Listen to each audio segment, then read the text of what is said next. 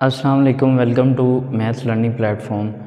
आज हम exercise 2.4 start करने जा रहे हैं, लेकिन उस एक्सरसाइज को स्टार्ट करने से पहले ये जो मैंने कुछ एक्सपोनेंट्स के लाज लिखे हैं इनके बारे में मैं पता होना बहुत ज़रूरी है, क्योंकि ये हमें क्वेश्चन को सोल्व करने में बहुत ज़्यादा हेल्प करने वाले हैं। और अगर आपको ये अच्छे से समझ नहीं आएंगे तो आपको क्वेश्चन भी अच्छे से समझ नहीं आएंगे और आप क्वेश्चन को सिंप्लीफाई नहीं कर सकेंगे। और जिस तरह फिर बहुत सारे स्टूडेंट रट्टा लगाते हैं, आप भी फिर क्रैमिंग करेंगे और फिर जब आपको बुक से हटके कोई क्वेश्चन आएगा तो फिर आपसे प्रॉपर सॉल्व नहीं हो पाएगा।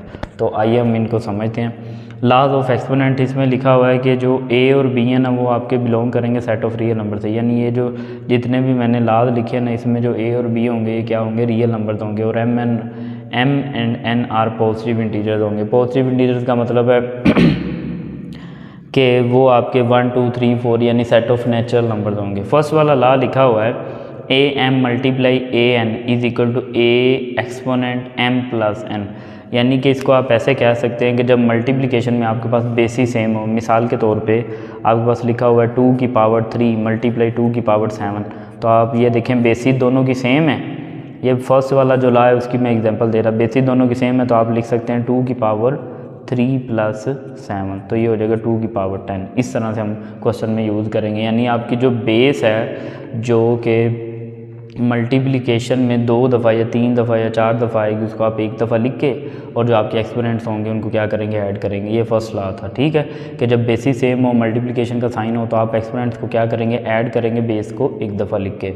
अब नेक्स्ट देखें जो 2 वाला लॉ है। 2 वाले में ये है कि अगर बेसिस सेम हो बट एक्सपोनेंट्स डिफरेंट हो और डिवीजन हो रही हो, मल्टीप्लिकेशन में हमने क्या सीखा था कि एक्सपोनेंट्स को ऐड करेंगे, यहाँ पे क्या हो जाएगा, डिवाइड हो जाएगा। जैसे मिसाल के तौर पे 2 की पावर 7 है और इधर 2 की पावर 3 है, ठीक है, तो हम लिख सकते हैं 2 की पावर 7 माइनस 3। अगर मल्टीप्लाई हो रहा होगा तो हम बेस को एक दफ़ा लिख के एक्सपोनेंट्स को ऐड करेंगे, डिवाइड हो रहे होंगे तो बेस को एक दफ़ा लिख के इनको सब्ट्रैक्ट करेंगे। या आपके पास ऐसे भी लिखा हुआ आ सकता है 2 की पावर 7 डिवाइड 2 की पावर 3, यानी डिवाइड में भी लिखा हुआ आ सकता है और इस तरह फ्रैक्शन में भी, तो तब भी आप इसको ऐसे लिखेंगे। अच्छा, इसके लिए ये मैंने यहाँ पे कंडीशन लिखी है कि आपका जो ए है ना वो नॉट इक्वल टू 0 होना चाहिए, क्योंकि आपको पता है कि जब भी हम फ्रैक्शन की फॉर्म में लिखते हैं ना तो आपका जो डिनोमिनेटर वो क्या होना चाहिए, नॉट इक्वल टू 0 होना चाहिए, ठीक है। नेक्स्ट देखते हैं थर्ड वाला। अब थर्ड वाला जो है ये फर्स्ट वाले से रिलेट करता है। कैसे रिलेट करता है, आप गौर से पहले देखेंगे इनमें फर्स्ट वाले और थर्ड वाले में डिफरेंस क्या है। ये देखें, अगर आप इसको गौर से देखते हैं, ये पार्ट देखें और आप ये पार्ट देखें, आपको दोनों तरफ से ये अप्लाई करना आना चाहिए। जैसे देखें कि बेसिस सेम हो और पावर्स इकट्ठी कर सकते हैं, तो इस तरह ए जो एक्सपोनेंट है वो प्लस में या माइनस में लिखा हो तो आप उसको भी ब्रेक करना आपको आना चाहिए, ठीक है। तो हम किस तरह से इसका सॉल्व करेंगे, आप देखें कि यहाँ पे अब क्या चीज़ सेम है, यहाँ पे एक्सपोनेंट कॉमन है यानी सेम है। यहाँ पे क्या चीज़ सेम थी, बेस सेम होगी तो आप बेस को एक दफ़ा लिख के एक्सपोनेंट्स को ऐड करेंगे मल्टीप्लिकेशन वाले में, और अगर बेसिस डिफरेंट होंगी तो आप क्या करेंगे, इसको सेपरेट करके लिखेंगे, ठीक है। जैसे आपको याद होगा हमने लाज ऑफ रेडिकल्स पढ़े थे, उसमें भी एक ऐसा ला था जो कि अगर मैं आपको बताऊं तो आपको याद आएगा। इस तरह से हमने पढ़ा था कि अगर एक रेडिकल और नंबर मल्टीप्लाई हो रहे हो तो हम सेपरेट करके लिख सकते हैं। सेम वही चीज़ यहाँ पे कि ए बी की पावर n है ना, तो आप इसको a की भी n लिख सकते हैं और b की भी n लिख सकते हैं, यानी सेपरेट करके लिख सकते हैं। ये जो थर्ड ला है, ठीक है।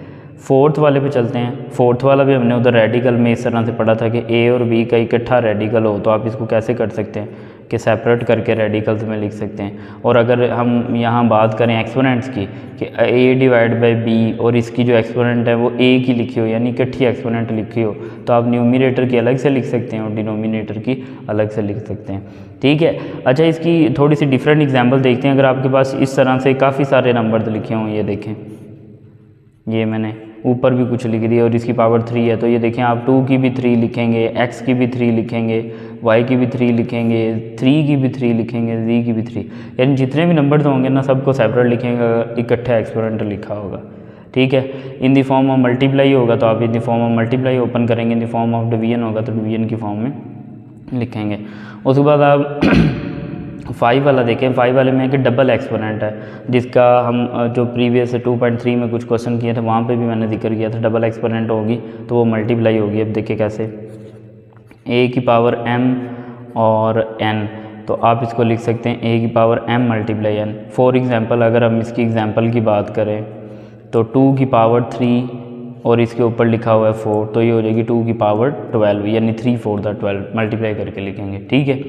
6 वाला देखते हैं कि अगर कोई भी रियल नंबर, और वो रियल नंबर खुद ना ज़ीरो हो, ये आपने ख्याल रखना है कि वो रियल नंबर खुद ज़ीरो ना हो, उसकी एक्सपोनेंट ज़ीरो हो, तो उसका जो आंसर है वो आपके पास क्या आएगा, 1 के इक्वल आएगा। जैसे मिसाल के तौर पे 2 की पावर 0, इसका आंसर क्या आएगा, 1 आएगा। -5 की एक्सपोनेंट 0, तो इसका आंसर भी क्या आएगा, 1 आएगा। ठीक है। कोई भी बड़े से बड़ा नंबर, छोटे से छोटा नंबर, तो उसकी जो एक्सपोनेंट है वो क्या हो, 0 हो, तो वो नंबर क्या होगा, उसका जो आंसर होगा वो क्या होगा, 1 होगा। इनके जो प्रूफ्स हैं वो आपके सिलेबस में नहीं है और ना ही आपसे पूछे जाएंगे, इसलिए हम इनके प्रूफ पे नहीं जा रहे, बस इनको अप्लाई कैसे करना है बस वही सीखेंगे।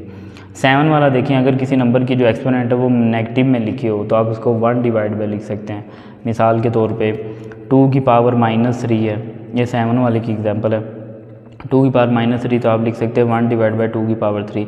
अब ये देखें बेसिकली ये बनता कैसे है, 2 की पावर -3 है ना, आपको पता हर नंबर के डिनोमिनेटर में 1 होता है। अब आप 1 को ऊपर ले आए और इसको नीचे ले आए, तो ये ऊपर 1 चला जाएगा, और ये 2 की पावर -3 है, तो जगह जब चेंज करेंगे डिनोमिनेटर में लेके जाएंगे तो ये पॉजिटिव हो जाएगा। ठीक है। तो यहाँ तक थे आपके, और इसमें भी ये कंडीशन है कि ये जो आपका a है यानी डिनोमिनेटर में आया हुआ, ये आपका 0 ना होना, 0 नहीं हो। ठीक है। अब ये 8 वाला जो ला है ना, ये आपकी बुक में नहीं है, लेकिन सम टाइम हम क्वेश्चन में इस तरह की सिचुएशन को डील करेंगे, तो इसलिए मैंने लिख दिया। अगर 2 नंबर फ्रैक्शन में लिखे हों, ये तकरीबन इसी से रिलेट करता है, ये जो 7 वाला है, इसमें एक नंबर की पावर n है, इसमें डिवीजन की फॉर्म में लिखा हो और इकट्ठी एक्सपोनेंट नेगेटिव हो, जैसे ये है, ये अगर आप देखें a डिवाइड बाई b और इसकी एक्सपोनेंट इकट्ठी है, तो ये दोनों को सेपरेट कर देंगे।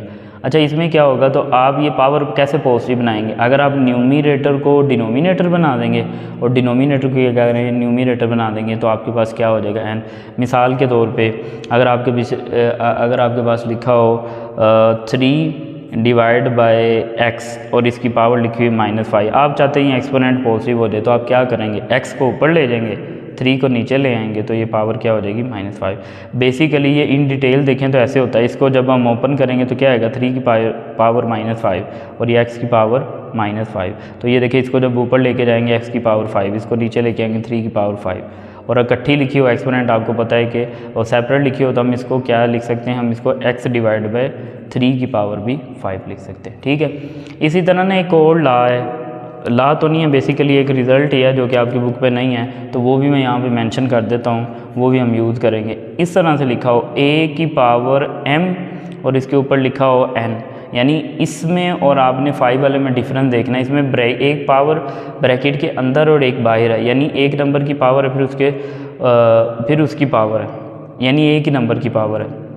यहाँ पे एक नंबर की एक्सपोनेंट है, फिर उसके ऊपर फिर एक्सपोनेंट है, तो आप इसको कैसे सोल्व करेंगे, इसको आप ऐसे सोल्व करेंगे, a की पावर m मल्टीप्लाई m, इसको आप n टाइम्स मल्टीप्लाई करेंगे। हो सकता है ये इस तरह से आपको समझ ना आए, मैं आपको इसको एग्जांपल देके इसको समझाता हूँ बेसिकली ये किस तरह से होगा। बेसिकली अगर हम इसको देखें तो ये ऐसे होगा, जैसे मैंने लिखा कि a की पावर m और इसके ऊपर n, तो इसका आंसर क्या होगा, अभी हम एग्जांपल से देखते हैं। जैसे 2 की पावर 3 और इसके ऊपर लिखा है 4, तो हम इसको ओपन करेंगे, 2 की पावर 3 की पावर 4 है, तो इसका मतलब 3 को 4 टाइम्स मल्टीप्लाई करना है। तो यहाँ पे m की पावर n है, तो हम क्या लिखेंगे, m मल्टीप्लाई m को उतनी दफ़ा मल्टीप्लाई करेंगे कितनी दफ़ा जितनी m के ऊपर पावर है, यानी n टाइम्स। तो ये एक दो क्वेश्चन हैं जो कि इंपॉर्टेंट है जिनमें ये वाली प्रॉपर्टी यूज़ होगी, इसलिए मैंने ये भी लिख दी। तो ये वाले जो लॉज हैं इनको आपने माइंड में रखना है, अच्छे से इनको अंडरस्टैंड करना है, जैसे जैसे क्वेश्चन में यूज़ होंगे मैं साथ साथ मेंशन भी करता जाऊँगा। अब इन लॉज की मदद से हम जो एक्सरसाइज 2.4 का ना क्वेश्चन नंबर 2 सॉल्व करेंगे, और ये बोर्ड के एग्जाम में आया हुआ क्वेश्चन है, इंपॉर्टेंट ये, बल्कि ये पूरी एक्सरसाइज जो 2.4 है ना, फेडरल और पंजाब बोर्ड में यहाँ से लॉन्ग क्वेश्चन सम टाइम पूछा जाता है, और जो फेडरल बोर्ड है इसमें से 80 to 90% चांसेस होते हैं कि इस एक्सरसाइज से आपको लॉन्ग क्वेश्चन पूछा जाएगा, और शॉर्ट क्वेश्चन पूछा जाएगा। फेडरल के लिए शॉर्ट क्वेश्चन और पंजाब बोर्ड के लिए लॉन्ग क्वेश्चन। तो आपने इस एक्सरसाइज का एक एक क्वेश्चन और हर क्वेश्चन का एक एक स्टेप बड़ा डीपली और अच्छे से समझना है। मैं कोशिश करूँगा अच्छे से एक एक स्टेप को इलेबोरेट करूँ ताकि आपको कहीं पर कोई कन्फ्यूजन ना रहे। तो आए हम क्वेश्चन नंबर 2 सॉल्व करते हैं इस एक्सरसाइज का। तो क्वेश्चन नंबर 2 जिसकी आपको स्टेटमेंट स्क्रीन पे नज़र आ रही होगी, शो दैट, हमने शो करना है कि ये जो लेफ़्ट हैंड साइड है इसका आंसर क्या आता है 1। तो हम लेफ़्ट हैंड साइड को सिलेक्ट कर लेते हैं यहाँ पे, लेफ़्ट हैंड साइड है एक्स की power a divide by x की पावर b मल्टीप्लाई एक्स की एक्सपोनेंट b, एक्स की एक्सपोनेंट c और b plus C multiply x की power c divide by x की पावर a, तो c प्लस a और इधर लिखेंगे a प्लस b। ये मैंने लेफ़्ट हैंड साइड सेट कर ली। अब आप देखें कि ये जो लॉज मैंने यहाँ पे आपको अभी थोड़ी देर पहले समझाए हैं, इनमें से हम कौन सा लॉ यूज़ करेंगे। अगर आप इन लॉज को गौर से देखें तो यहाँ पे हम यूज़ करेंगे, ये देखें डिवाइड हो रहे हैं ना, और डिवाइड हो रहे हैं और इनमें क्या ख़ास बात है, ये देखें एक्सपोनेंट डिफरेंट है लेकिन बेसिस सेम है। अब डिवाइड वाले यहाँ पे कितने, डिवाइड वाला एक दूसरे नंबर वाला है, ठीक है, और उसके बाद डिवाइड वाला एक फोर्थ नंबर वाला है। जो दूसरे नंबर वाला है इसमें बेसिस सेम है, जो फोर्थ वाला है इसमें बेसिस सेम नहीं है, लेकिन यहाँ पे हमारी रिक्वायरमेंट क्या है जी, बेसिस सेम है। तो हम कौन सा यूज़ करेंगे, 2 नंबर वाला। उसमें क्या है कि आपकी बेसिस सेम हो, एक्सपोनेंट डिफरेंट, तो आप बेस एक दफ़ा लिखे, एक्सपोनेंट को क्या करेंगे, सब्ट्रैक्ट करेंगे। तो हम ये वाला लॉ यहाँ पे यूज़ करते हैं। हम यहाँ पे लिखेंगे जो अभी हम लॉ यूज़ कर रहे हैं, हम यहाँ पे लिखेंगे जी, अगर a डिवाइड बाय b इसकी जो इस तरह से हम लिखेंगे a की power m divide by a की पावर n, यानी बेसिस सेम और एक्सपोनेंट डिफरेंट, तो हम लिखेंगे a की पावर m माइनस m, ठीक है, a की पावर m माइनस n। और इसके लिए कंडीशन है जी आपका जो a है वो नॉट इक्वल टू 0 होना चाहिए, ठीक है। तो अब हम इस पे अप्लाई करते हैं और देखते हैं कि हमारे पास क्या एक्सप्रेशन बनता है। ये इस फर्स्ट वाली ब्रैकेट पे अप्लाई करेंगे तो देखते हैं कि क्या बनेगा। हमारे पास बनेगा, ये बन जाएगा x की पावर a माइनस बी। कैसे a माइनस बी, ये देखें बेसिस सेम है और डिवाइड हो रहे हैं तो एक्सपोनेंट को माइनस कर दिया, ऊपर वाली जो एक्सपोनेंट है ना वो ऐसे रहेगी। इसी तरह सेम प्रोसीजर यहाँ पे b माइनस सी और जो होल एक्सपोनेंट है वो वैसे, फिर उसके बाद x की पावर c माइनस a, ठीक है, और इधर c प्लस ए। अब आपको नज़र आ रहा होगा कि डबल एक्सपोनेंट बन रहा है। अब डबल एक्सपोनेंट के लिए मैंने आपको 2 लॉज बताए हैं। एक आपके पास ये जो लॉ नंबर है, अगर आप गौर से देखें 5 है, जिसमें एक पावर ब्रैकेट के बाहर है और एक अंदर है, ठीक है, और एक आपको ये जो मैंने 9 वाला बताया ये है, ठीक है, कि इसमें ब्रैकेट नहीं है। तो हम इन दोनों में से कौन सा यूज़ करेंगे, 5 वाला यूज़ करेंगे कि इसमें एक ये देखिए एक्सपोनेंट, यहाँ पे सिंगल एक्सपोनेंट है, यहाँ पे क्या है, डबल एक्सपोनेंट है, तो ये बस डिफरेंस है, ठीक है। तो हम 5 वाला यूज़ करेंगे। 5 वाला क्या लॉ था, 5 वाला लॉ ये था कि अगर आपके पास लिखा हो am और इसकी एक्सपोनेंट लिखी हो n, तो आप इसको लिख सकते हैं a की पावर m मल्टीप्लाई n, यानी दोनों एक्सपोनेंट्स को क्या करेंगे, आप मल्टीप्लाई करेंगे, ठीक है। इस तरह से आप इसको क्या करेंगे, सॉल्व करेंगे। तो अब हम इसको लिखते हैं, यहाँ पे ये हो जाएगा x की पावर आ जाएगी a माइनस बी और इधर आ जाएगा a प्लस बी, ठीक है। उसके बाद यहाँ पे आप डॉट लगा लें ताकि आप कंफ्यूज ना हो, ये मल्टीप्लाई और x से। तो फिर उसके बाद आएगा x b माइनस सी और b प्लस सी। ये भी मल्टीप्लाई मैंने किया नहीं है, दोनों को करीब करीब लिखा है, यानी ये वाली सिचुएशन। और यहाँ पे फिर डॉट यानी मल्टीप्लाई x की पावर c माइनस a और c प्लस a। अब यहाँ पे ना हम अलजबरा के एक फार्मूला यूज़ करेंगे जो कि आपने पढ़ा हुआ है। वो बेसिकली क्या है कि अगर आपके पास लिखा हो x plus Y and x minus Y, तो आपके पास आंसर आता है x square minus Y square. तो जिनको ये फार्मूला नहीं आता होगा वो इनको मल्टीप्लाई भी कर सकते हैं। तो ये वाला फार्मूला तीनों टर्म पे अप्लाई करते हैं तो ये आएगा x की exponent a square minus b square, यहाँ पे मल्टीप्लिकेशन का sign b square minus c square, ठीक है। फिर यहाँ पे मल्टीप्लिकेशन का साइन x की exponent c square minus a square. अब हम देखते हैं कि कौन सा लॉ अप्लाई होगा। अब ये देखें 1 2 3 एक्सप्रेशन है हमारे पास, इनकी एक्सपोनेंट सेम है या बेसिस सेम है, बेसिस सेम है। तो हमने पढ़ा था, जैसा कि अगर मैं आपको दिखाऊं, मल्टीप्लिकेशन वाले हमने 2 पढ़े थे, एक फर्स्ट वाला और एक थर्ड वाला। फर्स्ट वाले में क्या था, बेसिस सेम हो मल्टीप्लाई हो तो हम पावर को क्या करते हैं, ऐड करते हैं। थर्ड वाले में ये था कि मल्टीप्लाई हो एक्सपोनेंट इकट्ठा हो तो सेपरेट कर सकते हैं। लेकिन यहाँ पे देखिए बेसिस सेम है तो बेसिस सेम वाला हम क्या करेंगे, रूल अप्लाई करेंगे। तो वो किस तरह से था हमारे पास, वो कुछ इस तरीके से था कि आपके पास a m multiply a n हो तो आप लिख सकते हैं a की पावर m प्लस n।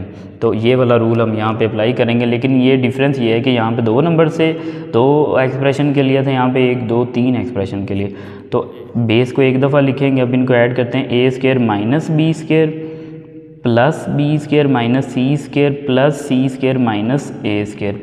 अब ये देखें किस तरह से मैंने लिखा है, यहाँ से लेके यहाँ तक ये आपका फर्स्ट एक्सपोनेंट है, ये सेकंड एक्सपोनेंट है और ये थर्ड एक्सपोनेंट है। ये देखें ये फर्स्ट, ये सेकंड, ये मतलब ये फर्स्ट, ये सेकंड, ये थर्ड, इस तरह से। अब अगर आप गौर से देखें माइनस ए स्क्वायर माइनस प्लस ए स्क्वायर कैंसिल हो गया, ये इससे कैंसिल हो गया और ये दोनों कैंसिल हो गए, तो हमारे पास जो रिमेनिंग बच गया वो बच गया x की पावर 0। और ये भी हमने एक प्रॉपर्टी पढ़ी है कि कोई भी नंबर a जिसकी पावर 0 हो उसका आंसर 1 होता है, लेकिन कंडीशन ये है कि वो खुद 0 ना हो। और यहाँ पे हमें x के बारे में पता नहीं है कि x क्या है, तो x इसका मतलब है कि x 0 नहीं होना चाहिए। तो यहाँ पे x की पावर 0 इज़ इक्वल टू 1 और यही हमने प्रूव करना था, which is equal to right hand side. ठीक है, तो ये हमारा क्वेश्चन प्रूव हो गया जो कि पेपर में आया होता है। इसको मैं रिपीट करता हूँ एक दफ़ा ताकि आपके माइंड में कोई भी कन्फ्यूजन ना रहे। सबसे पहले ये मैंने लेफ़्ट हैंड साइड लिखी, ठीक है। लेफ़्ट हैंड साइड में मैंने देखा कि मेरे पास डिवीजन में थे एक्सप्रेशन और डिवीजन में थे इनकी बेसिस सेम थी, तो मैंने ये वाला लॉ यूज़ किया। साइड पे मैंने रेफरेंस दिया, आपने भी रेफरेंस दे के लिखना ताकि आपको पता चले कि किस तरह से लॉ को अप्लाई करना है। तो वो इस तरह से था कि बेसिस सेम हो, डिवीजन में हो, तो हम इनकी बेस को एक दफ़ा लिख के एक्सपोनेंट को क्या करेंगे, सब्ट्रैक्ट करेंगे। तो ये देखें, इसको मैंने लिखा है x की power a minus B, b minus C, यानी ऊपर वाले को पहले लिखना है और नीचे वाले को बाद में एक्सपोनेंट को। ठीक है, इधर देखिए ऊपर c है नीचे a है, तो x की पावर c माइनस a। वो तो जो होल पावर थी ना a plus B, b plus C, c plus a, वो वैसे लिख दी। ठीक है, उसके बाद मैंने क्या किया, एक पावर अंदर लिखी हुई, एक पावर बाहर लिखी हुई। इस तरह का हमने प्रॉपर्टी ये पढ़ी है कि a की पावर m और होल पावर n, तो हम इसको लिख सकते हैं a की power m multiply by n, यानी डबल पावर हो तो मल्टीप्लाई होगी। तो मैंने इनको इन दी फॉर्म में मल्टीप्लाई लिख दिया। ये देखिए x की power a minus B, a plus B, b minus C, b plus C, c minus a, c plus a। ठीक है, इस तरह से लिख दिया। अब ये देखिए, हमने अलजबरा में एक फार्मूला पढ़ा हुआ है कि अगर दो टर्म्स प्लस हो रही हैं और वही दो टर्म माइनस हो रही हैं तो हम क्या करेंगे, फर्स्ट टर्म का स्क्वायर माइनस सेकंड टर्म का स्क्वायर। तो वो फार्मूला इधर अप्लाई कर दिया। जब वो फार्मूला इधर अप्लाई किया तो उसके बाद देखें काफ़ी ज़्यादा सिंप्लीफिकेशन हो गई, यानी ब्रैकेट्स वगैरह ख़त्म हो गए हैं। तो अब 1 2 3 ये तीनों टर्म्स हैं और तीनों की जो बेसिस हैं वो क्या हैं, सेम है। तो हमने पढ़ा था एक ये वाला रूल कि अगर बेसिस सेम हो और एक्सपोनेंट डिफरेंट हो तो बेस को एक दफ़ा लेके एक्सपोनेंट को क्या करेंगे, ऐड करेंगे। तो ये आ जाएगा x की पावर पहला एक्सपोनेंट प्लस दूसरा एक्सपोनेंट प्लस तीसरा एक्सपोनेंट, तो इसमें अपोजिट साइन वाले कैंसिल हो गए, तो x की पावर 0 बचा और x की पावर 0 का मतलब है कि उसका आंसर क्या आएगा, 1 आएगा। ठीक है, तो इस तरह से हमने इस क्वेश्चन को सॉल्व कर लिया। तो यहाँ तक हमारा आज का लेक्चर कंप्लीट होता है। इंशाल्लाह नेक्स्ट लेक्चर में हम एक्सरसाइज 2.4 के जो बाकी क्वेश्चन हैं उनको सॉल्व करेंगे इंशाल्लाह। तो इंशाल्लाह अगली वीडियो में बाकी पार्ट्स के साथ हाजिर होंगे। तब तक अल्लाह हाफिज़। अगर कहीं भी किसी भी स्टेप में आपको कोई भी कन्फ्यूजन है, बेशक वो छोटे से छोटा स्टेप है या बड़ा स्टेप है, तो आप कमेंट्स में पूछ सकते हैं, डिस्क्रिप्शन में व्हाट्सअप नंबर गिवन है उसमें पूछ सकते हैं। अल्लाह हाफिज़।